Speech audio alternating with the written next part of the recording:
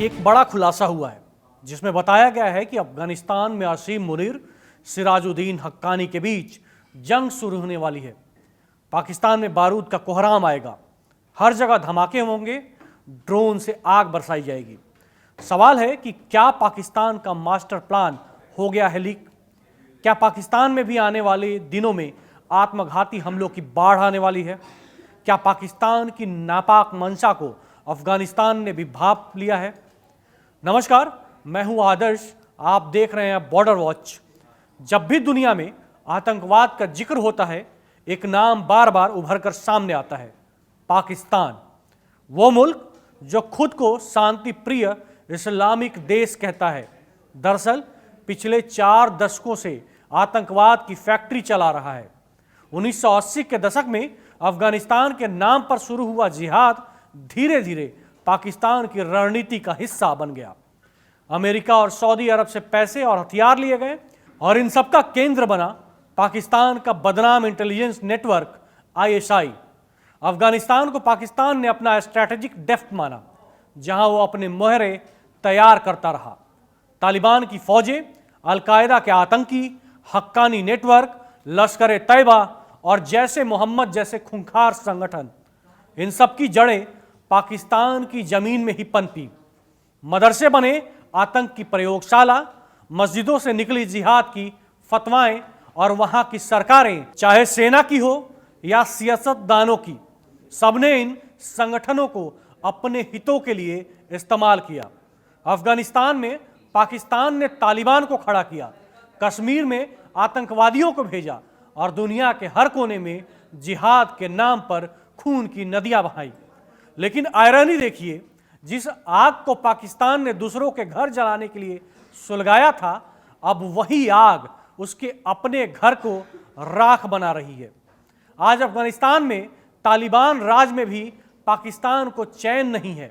तहरीके तालिबान पाकिस्तान जैसे संगठन उसी के खिलाफ बंदूक उठा चुके हैं। आतंक के खेल में जो खिलाड़ी पाकिस्तान ने तैयार किए थे, अब वही खिलाड़ी उसके खिलाफ मोर्चा खोल चुके हैं। अगस्त 2021 जब तालिबान ने काबुल पर कब्जा किया तो सबसे ज्यादा खुशी इस्लामाबाद में थी। पाकिस्तान की गलियों में आतिशबाजी हुई क्योंकि वहां ये यकीन था कि अब तालिबान उनकी जेब में है। उनकी सोच थी कि अफगानिस्तान की सत्ता अब उनके इशारे पर नाचेगी। तालिबान अब पाकिस्तान के इशारों पर कठपुतली बनेगा। लेकिन कहानी में ट्विस्ट आया। तालिबान ने पाकिस्तान की डोरें तोड़ दी और अपनी राह खुद चुन ली। जो तालिबान कभी पाकिस्तान का स्ट्रैटेजिक एसेट कहा जाता था, वह अब उसका सिरदर्द बन गया। और फिर पाकिस्तान ने खेला अपना तुरुप का इक्का। सिराजुद्दीन हक्कानी नेटवर्क का सरगना, जो ISI का सबसे भरोसेमंद मुहरा माना जाता था, उसे मैदान में उतारा गया ताकि तालिबान के अंदर फूट डाली जा सके, अफगानिस्तान को एक बार फिर अराजकता के दलदल में धकेला जा सके। लेकिन पाकिस्तान ये भूल गया था कि आतंक का कोई वफादार नहीं होता। सिराजुद्दीन हक्कानी, जो ISI का प्यादा था, अब पाकिस्तान के खिलाफ चालें चलने लगा। हक्कानी नेटवर्क और तालिबान के बीच बढ़ता तनाव पाकिस्तान के ग्रैंड डिजाइन की असलियत उजागर कर गया। जिसने सोचा था कि वो दूसरों को नचाएगा, अब वही खुद अपनी ही बनाई जाल में उलझ चुका है और नाच रहा है। तो सवाल उठता है, आखिर पाकिस्तान असफल क्यों रहा? अफगानिस्तान में काबुल ग्रुप और कांधार ग्रुप, इन दोनों के बीच दरार डालने की उसकी हर चाल क्यों नाकाम हो गई? क्योंकि तालिबान के भीतर जो 2 खेमे हैं, काबुल ग्रुप जो सियासी समझदारी की बात करता है और कांधार ग्रुप जो कट्टर सोच का प्रतिनिधि करता है, इन दोनों को पाकिस्तान अपने फायदे के लिए भिड़ाना चाहता था। पाकिस्तान की सोच थी कि अगर तालिबान के भीतर फूट पड़ेगी तो अफगानिस्तान फिर अस्थिर होगा और वही अस्थिरता इस्लामाबाद की पुरानी रणनीति को जिंदा रखेगी। डिवाइड एंड कंट्रोल, यही था पाकिस्तान का गेम प्लान। लेकिन इस बार बाजी पलट गई। काबुल और कांधार दोनों ने पाकिस्तान की मंशा भांप ली। तालिबान के नेता समझ गए कि इस्लामाबाद के लिए अफगानिस्तान की शांति नहीं बल्कि अफगानिस्तान की गुलामी मायने रखती है।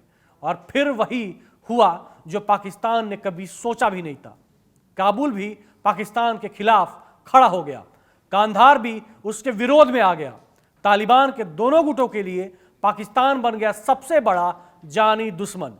जिस मुल्क ने उन्हें खड़ा किया, हथियार दिए, पनाह दी, आज वही मुल्क उनके लिए सबसे अविश्वसनीय दुश्मन बन चुका है। अब अफगानिस्तान में पाकिस्तान का असर धीरे धीरे मिटता जा रहा है, खत्म होता जा रहा है। जो मुल्क कभी खुद को किंग मेकर समझता था, आज वही बन गया है खेल का सबसे नाकाम नकारा खिलाड़ी। साफ है कि कांधार और काबुल लड़ते हैं तो पाकिस्तान की राह आसान हो जाएगी। अगर ऐसा नहीं हुआ तो पाकिस्तान के लिए आने वाला वक्त काफी खतरनाक साबित होगा।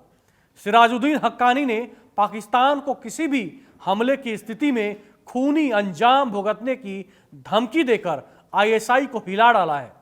सूत्रों के मुताबिक तालिबान ने पाकिस्तान के खिलाफ वही रणनीति अपनाने का फैसला किया है जो उसने अमेरिकी ड्रोन हमलों के खिलाफ अपनाया था। वो है आत्मघाती हमले करवाना। अमेरिकी ड्रोन हमलों के खिलाफ तालिबान आत्मघाती हमले करवाता था और सूत्रों के मुताबिक पाकिस्तान में भी आने वाले दिनों में आत्मघाती हमलों की बाढ़ आने वाली है। अगर पाकिस्तान अफगानिस्तान में ड्रोन हमले करता है तो इसका खूनी अंजाम पाकिस्तान और अफगानिस्तान दोनों ही देशों में खूब होगा।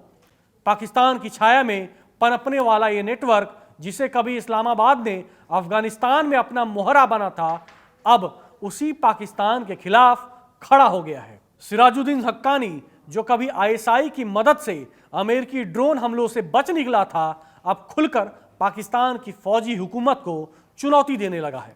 असल में पाकिस्तान ने हक्कानी नेटवर्क को इसलिए भी अपने करीब रखा था कि अगर तालिबान आगे जाकर उसे धोखा दे तो वो हक्कानी को खड़ा कर सके। लेकिन खेल पूरी तरह से बदल गया, उलट गया। अब जरा इस कहानी का असली ट्विस्ट समझिए। कंधार बनाम काबुल, कंधार ग्रुप तालिबान का दिल, तालिबान की ताकत, और काबुल ग्रुप हक्कानी नेटवर्क का दिमाग। अफगानिस्तान में सबसे मजबूत कौन? बिल्कुल साफ, कंधार ग्रुप। और यहीं से शुरू हुआ पाकिस्तान का मास्टर प्लान।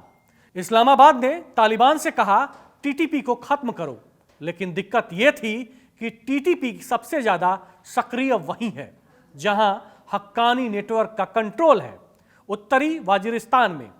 अब जरा सोचिए, जिस टीटीपी ने अमेरिका के खिलाफ तालिबान और हक्कानी के साथ मिलकर आत्मघाती हमले किए, क्या वही हक्कानी अब टीटीपी के खिलाफ बंदूक उठाएगा? कभी नहीं। यही पाकिस्तान की चूक हो गई। पाकिस्तान ने सोचा मुल्ला बरादर और सिराजुद्दीन हक्कानी के बीच फूट डाल देगा, तालिबान के दो धड़ों को आपस में भिड़ा देगा और अफगानिस्तान फिर उसके कंट्रोल में आ जाएगा।